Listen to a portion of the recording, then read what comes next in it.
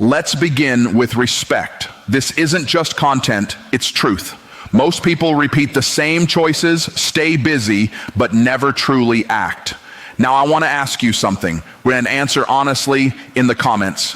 Which city and country are you watching from?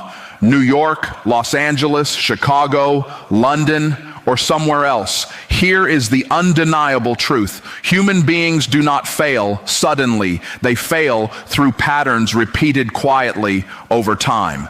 This is not motivation. This is a warning about habits, consequences, and time that does not return. If you feel stuck, it is not confusion. It is a mechanism running unchecked. You are about to see it clearly, starting with the first internal signal most people misinterpret: discomfort. Discomfort is not a problem. The mind labels it that way to protect familiarity. The nervous system reacts before logic engages. It seeks relief, not accuracy. When pressure appears, the brain scans for exits, not solutions. Exits, this is not weakness, it is conditioning.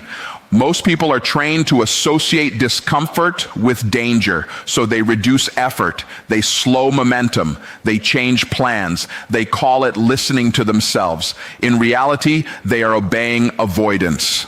Discomfort signals misalignment between the current self and the required self. That gap creates tension. Tension feels threatening to an undisciplined mind. So the mind reframes the signal. It says something is wrong. It says stop. It says wait. But discomfort is informational. It reveals where structure is missing. It highlights where skill is underdeveloped. It exposes dependency on ease. The failure begins when discomfort is personalized, when it becomes emotional, when it becomes a story. People say they are overwhelmed. They are not. They are unstructured. They say they are blocked. They are not. They are resisting effort without immediate reward. Awareness begins when discomfort is observed without reaction, when it is treated as data, when the urge to escape is noticed, not obeyed. This is where discipline starts, not with motivation, with restraint, with the refusal to self-soothe prematurely. Discomfort stays until capacity increases. It leaves when the system adapts. Avoidance freezes capacity. Endurance expands it. Most people never learn this distinction, so they repeat cycles, same goals, same frustration, same internal collapse. Not because life is unfair, because perception is undisciplined, because discomfort is misread as a stop signal when it is actually an entry point. Waiting to feel ready is framed as patience. It is often fear with better language. Readiness is emotional permission, not operational capacity. The mind delays action to avoid exposure. Exposure to effort, exposure to failure, exposure to responsibility. So it creates conditions. More information, better timing, clearer mood. These conditions never stabilize, because the real issue is not readiness, it is identity friction. Action threatens the current self-image, so the mind postpones. It calls delay strategic. It calls hesitation thoughtful. But time reveals the pattern. Nothing moves. Systems decay. Confidence erodes. Discipline weakens. This is not accidental. The brain rewards avoidance with short-term relief. Relief feels productive. It feels safe, so it becomes a habit. Over time, the threshold for action rises. Tasks feel heavier, decisions feel riskier, momentum disappears. People say they lost motivation. Motivation was never the issue, obedience was. Action precedes clarity, not the reverse. Readiness is built through repetition, not contemplation. Those who wait to feel ready outsource authority to emotion. Emotion is unstable. It shifts with sleep, stress, and environment. Systems do not. Structure does not. Discipline does not negotiate.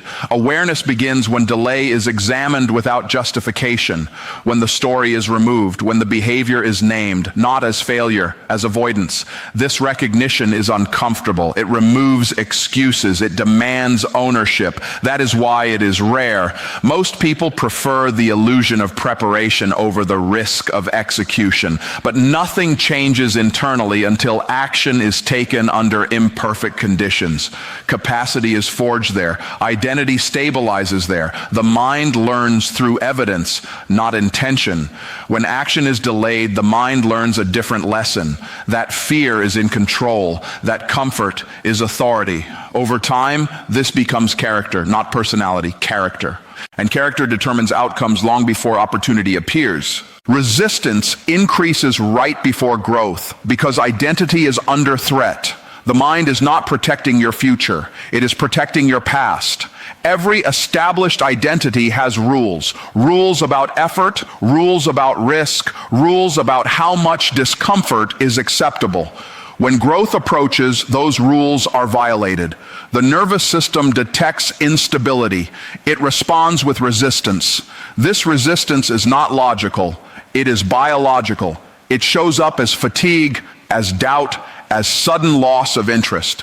People misread this signal. They assume something is wrong with the goal, or with the timing, or with themselves.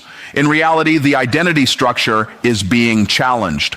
Growth requires behavior that contradicts who you believe you are. The mind resists contradiction. It prefers consistency over progress. So it generates friction. That friction feels personal, it feels heavy, it feels urgent.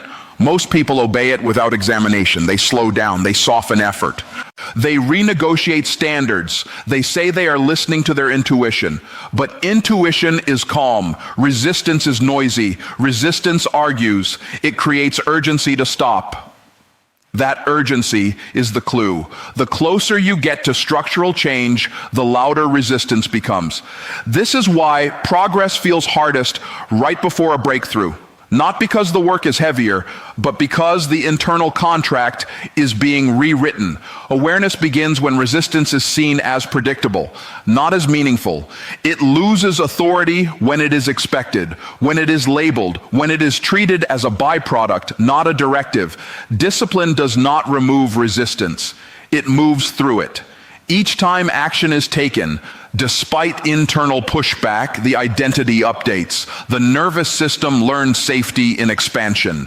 Resistance decreases only after repetition, not after reflection. Those who fail at this stage are not weak. They are untrained. They believe resistance should be avoided, so they never stay long enough to let it dissolve.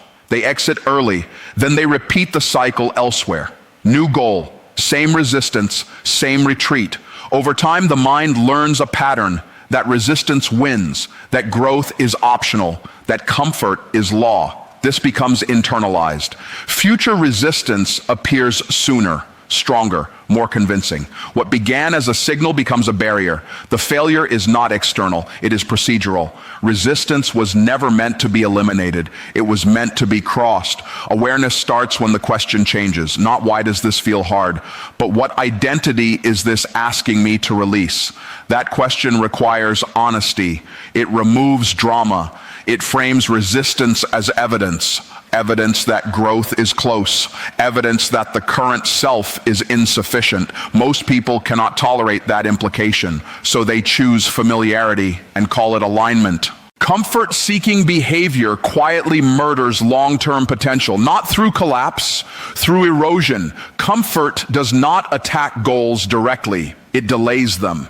It softens urgency. It introduces exceptions. The mind seeks equilibrium. It prefers predictable pleasure over uncertain reward, so it designs routines around ease. Shorter efforts, softer standards, immediate relief. These choices feel harmless. They feel earned, but they compound. Comfort trains the nervous system to expect low friction. When friction appears, tolerance is low. Effort feels excessive. Discipline feels oppressive. Over time, capacity shrinks, not because of age, but because of adaptation. The system adapts to what it is exposed to. Expose it to ease, it becomes fragile. Expose it to challenge, it becomes resilient. Most people confuse self-care with self-indulgence. They remove pressure prematurely. They reward avoidance. They justify it with language about balance. Balance without structure becomes decay. Potential requires tension, not constant stress, but consistent demand. Comfort removes demand. So potential has nothing to push against. It stays theoretical. This is why many people are intelligent but ineffective. They think well, they plan well, they rest well, but they do not endure well. When difficulty arises, they search for comfort, distraction, validation, numbing behaviors. These provide temporary relief, but they teach the system a lesson. That discomfort should be escaped, not mastered. Over time, this becomes automatic. The body seeks comfort before the mind engages. Habits form around relief: scrolling, eating, avoiding, overworking on irrelevant tasks. These habits steal time quietly. No crisis, no collapse, just drift. Awareness begins when comfort is questioned, not demonized, examined. When the question becomes, is this restoring capacity or reducing it? Comfort that restores prepares you for effort.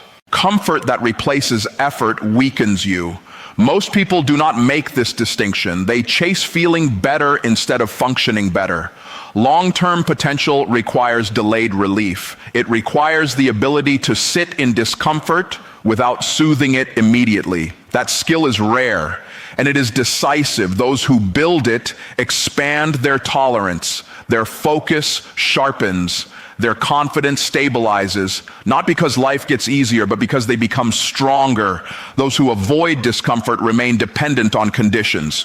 Good mood, good timing, external support. When those disappear, performance collapses. This is not fate, it is conditioning. Comfort trained them quietly, consistently. Over years, potential dies this way, not through failure, through neglect, through choosing ease when effort was required. Awareness is the first interruption. It exposes the trade. Short-term relief for long-term limitation. Once seen clearly, it cannot be unseen. The behavior either changes or the consequences are accepted, but denial is no longer possible. Excuses are fear using intelligence as camouflage. Fear rarely announces itself honestly. It prefers sophistication, it prefers logic, it prefers explanation. The mind does not say, I am afraid. It says, this is not the right time. It says, the conditions are not optimal.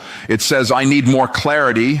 Intelligence makes this convincing. Smart people generate better excuses. They sound reasonable. They feel responsible, but the function is the same. Delay, avoidance, protection of the current self. Fear wants safety. Intelligence provides justification. Together they form paralysis. This is why awareness is dangerous. It removes the disguise. When excuses are examined without emotion, patterns appear. Same language, same timing, same outcome. Action postponed, responsibility softened, potential deferred. The mind defends these excuses aggressively because removing them exposes vulnerability. It exposes the possibility of failure or success. Both are threatening. Failure damages ego. Success demands consistency. Excuses keep identity intact. They allow effort without commitment, planning without risk, talking without doing. Over time, this becomes a system. The brain learns that explanation replaces execution. Dopamine is released through reasoning, through imagining progress, through verbal alignment, but no behavior changes. This creates internal confusion. The person feels busy but stagnant, intelligent but unfulfilled. The failure is not lack of ability. It is misused cognition. Awareness begins when excuses are treated as data, not as truth. When the question becomes, what behavior is this explanation protecting me from? That question removes comfort. It creates friction. It forces honesty. Most people avoid it. They prefer the elegance of justification. But growth requires blunt assessment. If an excuse feels clever, it should be questioned first. Fear hides where language is smooth. Discipline begins when action is taken before explanation is perfected.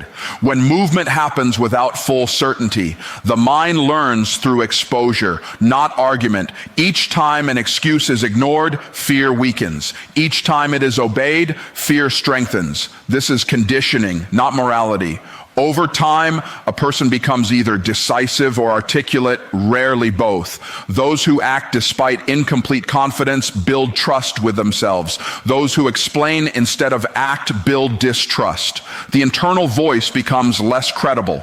Motivation declines, not because desire fades, because self-belief erodes. Excuses cost more than time. They cost identity integrity.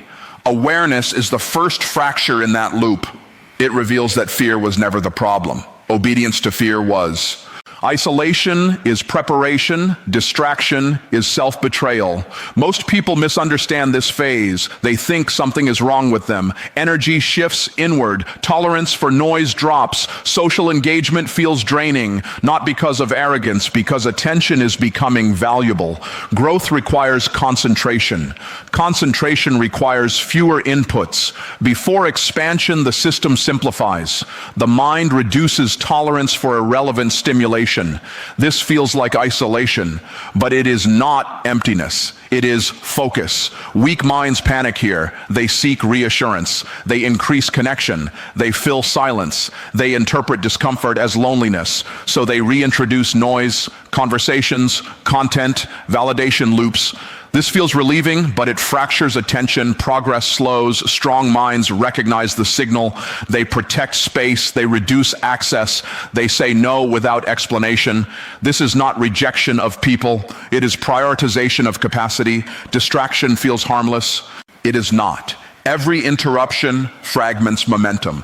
Every unnecessary interaction drains cognitive energy. Over time, the system becomes scattered, goals remain vague, effort becomes inconsistent. This is self-betrayal, not dramatic, incremental. Isolation is not withdrawal from the world, it is withdrawal from interference. It allows thought to deepen, patterns to emerge, discipline to stabilize. This phase is uncomfortable because it removes external mirrors, no applause, no feedback, no reassurance. The mind has to stand alone. Many cannot tolerate this. They define themselves through response, through interaction. Silence exposes uncertainty. It exposes internal chaos. But that chaos must surface to be organized. Avoiding isolation delays this process. Awareness begins when solitude is reframed, not as loss, as leverage. It is where standards are clarified, where priorities are sorted, where identity is refined. Distraction keeps identity diffuse. Isolation makes it precise. This is why progress often accelerates after periods of quiet. The system has fewer leaks, energy consolidates, focus sharpens. Those who fear isolation remain dependent on mood, on approval, on stimulation. When these disappear, they collapse. Those who endure isolation develop internal stability. They are less reactive, more deliberate. Their actions align with intention, not impulse. This is preparation, not punishment. It is temporary, but necessary. Distraction feels social, it feels alive, but it steals depth, it keeps effort shallow. Awareness reveals the cost. Each unnecessary engagement trades future strength for present comfort. Once seen, the trade becomes conscious. Silence is chosen, or noise is accepted with its consequences. There is no neutrality here. Isolation builds capacity. Distraction maintains limitation. The mind decides daily, quietly, repeatedly. Most people do not lack talent, they lack structure under pressure. Talent is potential energy. Structure is the system that converts it into output. Under calm conditions, talent looks impressive, ideas flow, confidence appears, plans feel clear, but pressure changes the environment, stress narrows attention, emotion interferes with logic, fatigue amplifies weakness. This is where structure matters. Without it, talent becomes unstable. People rely on feeling. Feeling is inconsistent. inconsistent, so performance fluctuates. One good day, one bad week, then self-doubt enters. They question ability. In reality, ability was never organized. Structure provides default behavior when emotion spikes. It removes decision fatigue. It limits choice. It enforces standards when motivation drops. Most people avoid structure because it feels restrictive, but pressure already restricts. Structure simply directs. Under pressure, the unstructured mind improvises. Improvisation consumes energy. Mistakes increase. Confidence erodes. The person looks capable, but performs inconsistently. This creates internal confusion. They know they can do more, but they cannot access it reliably. Awareness begins when pressure is studied, not avoided. When the question becomes, what fails first when stress appears? Focus, time management, emotional regulation. Structure is built there, not in comfort. Those who build structure under pressure stabilize performance. Talent becomes predictable. Predictability creates trust. With self, with others. Without structure, talent remains theoretical. It excites imagination but collapses under demand. Pressure exposes systems, not potential. Motivation fades, systems decide who advances. Motivation is a chemical response. It rises and falls. It depends on sleep, mood, feedback, novelty. Systems do not care about mood. They operate by design. This is uncomfortable for people who rely on inspiration. Inspiration feels personal. Systems feel mechanical. But progress is mechanical. It rewards repetition, consistency, timing. When motivation drops, most people pause. They wait. They negotiate. Systems remove negotiation. They create automatic action. Small, repeated, non-dramatic. Over time, this compounds. People who rely on motivation experience cycles, intense effort, then collapse, guilt, restart. This trains instability. The nervous system learns inconsistency. Systems train reliability. They reduce the emotional load of action. When action is scheduled, defined, and limited, resistance decreases. Not because the work is easier, because the choice is gone. Awareness begins when motivation is seen as unreliable. Not special, not sacred, just variable. Systems replace hope with process. They remove dependence on feeling ready. Those who advance are not more inspired. They are more structured.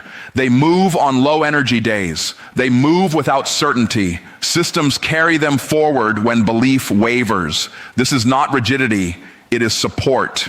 Without systems, effort depends on willpower. Willpower depletes. Systems conserve it. Over time, the gap widens. Motivated people talk about goals. Structured people produce outcomes. The difference is not desire, it is design. Emotional relief is often chosen over strategic obedience. The mind seeks reduction of tension, not alignment with long-term consequence. When pressure builds, emotion demands release. Comfort, validation, escape. Strategic obedience feels cold in those moments. It requires restraint, delay, silence. Most people interpret this restraint as suppression. They believe they are harming themselves by not relieving the feeling. So they act, they speak, they quit, they change direction. Relief arrives quickly. The nervous system relaxes, but structure is broken, direction is lost. The mind learns a lesson. Emotion leads, strategy follows. Over time, this becomes reflexive. Every discomfort is treated as a problem to be solved emotionally, not strategically. This undermines consistency. Goals fracture. Discipline weakens. Awareness begins when relief is separated from resolution. Feeling better does not mean functioning better. Emotional relief is temporary. Strategic obedience compounds. It often feels worse at first because it denies impulse, but it preserves trajectory. Those who grow learn to tolerate unresolved emotion, not forever, but long enough to act correctly. This skill is rare. It creates leverage. It allows decisions to be made from principle, not pressure. Without it, emotion dictates behavior. With it, direction remains intact under stress. Blessings require capacity, not desire. Desire is common. Capacity is built. Capacity includes skill, endurance, emotional regulation, time management, structural discipline. Opportunity exposes limits. When capacity is low, opportunity overwhelms. People self-sabotage at the moment they asked for. They miss deadlines. They mismanage energy. They react emotionally. They say the pressure was unexpected. It was not. The system was unprepared. Desire does not upgrade systems. Preparation does. Capacity is expanded through repeated exposure to responsibility. Small, controlled, consistent. Most people skip this phase. They want scale without foundation, visibility without stability, reward without readiness. Awareness begins when desire is reframed, not as a signal of readiness, but as an invitation to build. Capacity is quiet work, uncelebrated, often uncomfortable, but it is decisive. When capacity matches opportunity, pressure becomes manageable, performance stabilizes. Blessings are sustained. Without capacity, even good outcomes become threats. The difference is not worthiness, it is readiness. You have seen the patterns. The internal resistance that slows action, the comfort that erodes potential, the excuses that disguise fear, the isolation most people avoid, the gaps in structure and systems that determine who progresses. These are not abstract ideas. They are precise mechanisms. Each moment you yield to them, capacity diminishes, time passes, opportunity compounds or slips away. This moment matters because your future self will inherit the results of your current choices. The quiet, heavy truth is this: no one else will fix the misalignment you tolerate. Responsibility is yours, not blame, not shame, just accountability. This is the kind of thinking we break down on Myron Thinks, not to motivate you, but to wake you up. Thank you for staying present. The clarity you gain is built, not given. If you want more deep breakdowns of mindset systems and disciplined thinking, subscribe and stay with the process. Every insight here is designed to make internal mechanisms visible, so your next decision is deliberate, not accidental.